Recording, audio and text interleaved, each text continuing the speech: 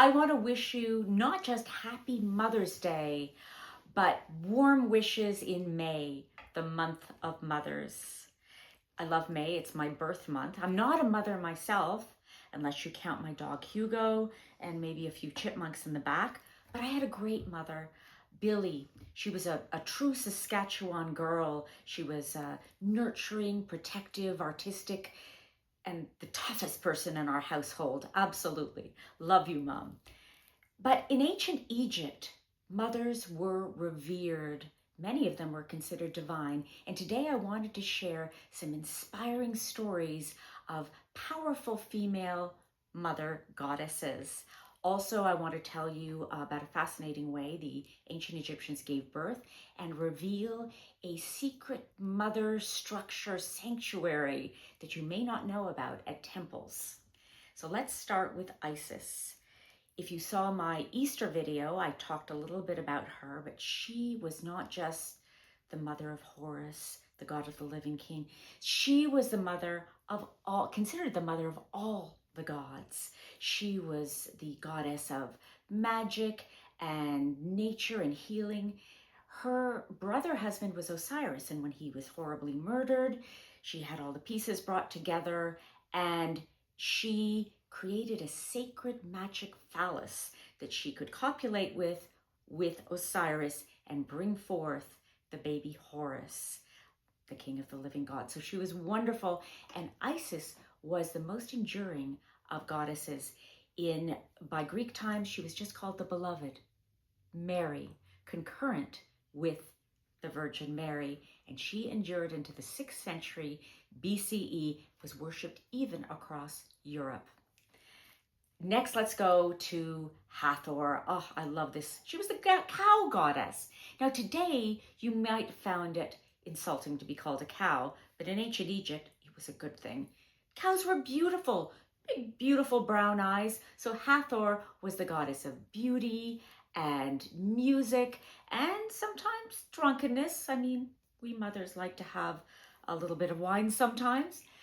It was said that Hathor nursed the baby Horus for Isis in the marshes. So the pharaohs created this wonderful imagery that you see of them being nursed, suckled by Hathor to underscore their divine legitimacy, the fact that we're born of the goddess. She was a goddess of the sky, and you can see her beautiful face on the columns at Dendera Temple. It's not just her face, it's part of her symbol, the sistrum rattle, also at Abu Simbel, many places, and certainly at the Hatshepsut Temple. Who was the mother of Isis and Osiris and Seth and Nephthys? Why, it was Nut. And Nut was the goddess of the sky.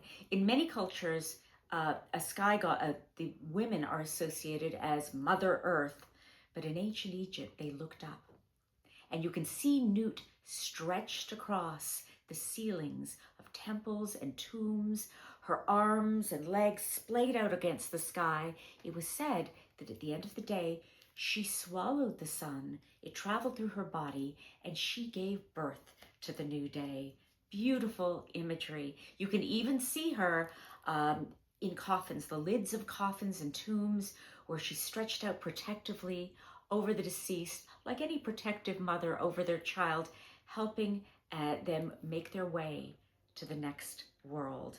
And my final goddess, I love this one, it's Taweret, the fierce and loving hippopotamus goddess.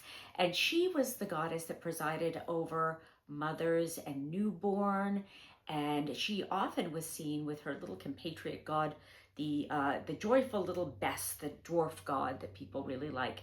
Where can you see these wonderful gods that were associated with mothers and newborns? At a structure called the Mamesis. And this is really cool. The Mamesis was a structure that you can see in front of Ptolemaic temples, and it's associated with the birth of kings, with where women would go, pregnant women, to ask the blessings of the gods. And it also is where the gods were said to copulate and make their babies. Horus and Hathor begat Ihi in a Mamesi. So check out these Mamesis with these wonderful images of Bes and Taweret. How did the ancient Egyptians give birth? We think they may have done it sitting down. There's this wonderful image from Kamambo Temple of a seated woman giving birth. And this is really interesting. I remember very early in my first trip to Egypt, I heard these Egyptologists talking about the pyramids. It's like, oh, could the pyramids be an image of a seated woman giving birth? This kind of symbolism with the burial chamber as the womb and those long passageways as the birth canal where the deceased is reborn into the next life. Beautiful stuff, really interesting. So here's to all the mothers, past and present. You're still divine, and to the ancient Egyptians, you always were. Laura Ranieri Roy.